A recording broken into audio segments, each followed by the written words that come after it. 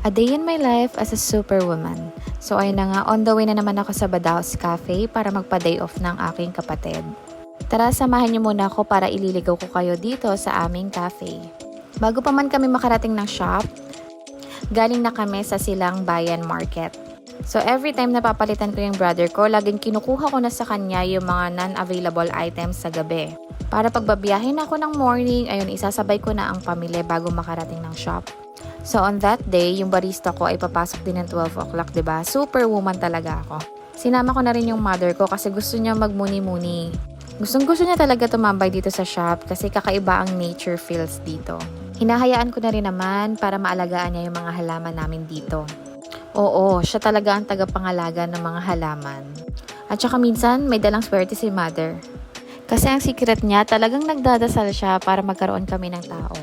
Bigla ko nga pala naalala, nung nag-uumpisa-umpisa pa lang kami, walang Wednesday na hindi ako pumunta sa Baclaran Church. Kasi pinagpaguran ko nga naman ang paggawa ng Badajoz Cafe. At tinatrabaho ko din naman talaga para lumakas. Ngunit hindi natin malaman talaga kung may mga araw na magkakaroon ng tao o hindi. So kahit pa mag-isa lang ako sa kitchen or minsan mag-isa lang ako as a barista, hindi ko na iniisip yung magiging pagod ko. Ang importante, bumenta kami. Kasi may 3 empleyado ako na may pamilyang umaasa sa kanila. Naaalala ko pa, gumigising ako ng 3 a.m. para maabutan ko ang 5 a.m. mass sa Baclaran. Todo-todong kahilingan na magkaroon pa ako ng abilidad at kakayahan para mapaayos ko ang aking cafe. Kasi hindi naman madali lalo na pagkabilang ang taong gustong sumuporta. Kaya naiintindihan ko naman kasi hindi laging fiesta. Hindi laging meron o hindi laging swerte. So hindi pa man nakakalugluwag, ito laging nagiging positibo at walang ayawan hanggang dulo. 5 years contract nga pala kami dito, may 4 years pa kayo para suportahan ako.